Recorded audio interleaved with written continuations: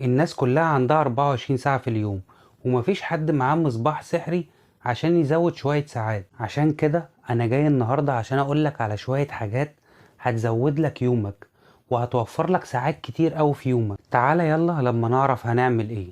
أول حاجة الاجتماعات. انت عارف بيضيع وقت قد ايه في الشغل وفي الاجتماعات؟ في حرب حصلت في الاجتماعات، كمية اجتماعات بدأت تظهر وحاجات هبلة كده بدأت تحصل من أول التطبيق بتاع زوم بتاع الاجتماعات ده ما بدأ ينزل في السوق.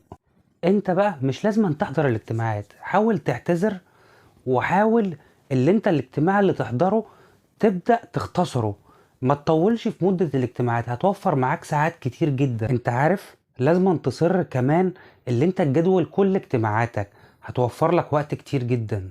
تاني حاجة الايميل اللي انت بتفتحه 100 مرة في اليوم بتقعد تفتح الايميل بتاعك، مش لازم يعني.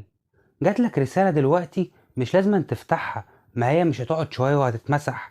جدول كده يومك كده وخلي فيه فترة رد فيها على الرسائل وشوف الرسائل بتاعتك اللي على الايميل ورد ردود سريعة كده عليها. تالت حاجة بقى مش لازم أنا اقضي يومي كله في الجيم عشان اعمل جسم كويس.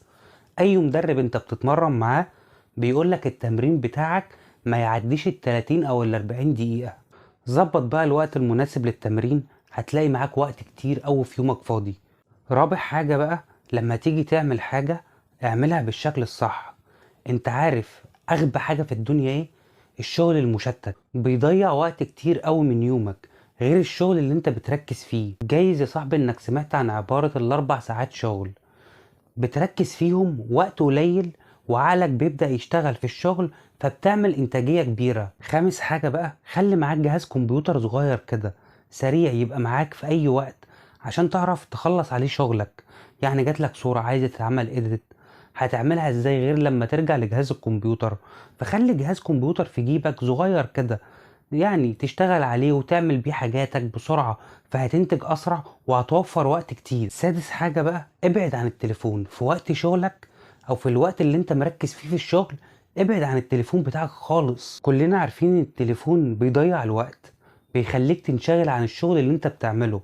فلما تبعد التليفون عنك الشغل بتاعك هيبقى أكتر وهتستفيد أكتر وهتنتج أكتر وهتخلص شغلك بسرعة. سابع حاجة وديت مهمة شوية، كان عندي عادة وحشة جدا ان احط شوية مهام كتير او ملهاش اي لازمة في المهام بتاعت يومي اللي لازم تخلص. انا بقى مش عايزك تقع في الموضوع ده، شيل الحاجات الاقل اهمية في يومك وما تعملهاش، هتوفر كتير قوي، هتوفر وقت كتير قوي في يومك تقدر تستغله اللي انت تعمل بيه حاجات كتير جدا. بشوية بقى الحاجات اللي انا قلتهم لك دول كده انت هتوفر اكتر من 50 ساعة في الاسبوع بتاعك. بالتوفيق يا صديقي، وما تنساش بقى تشترك في القناة واستنى الفيديو الجديد بتاعي.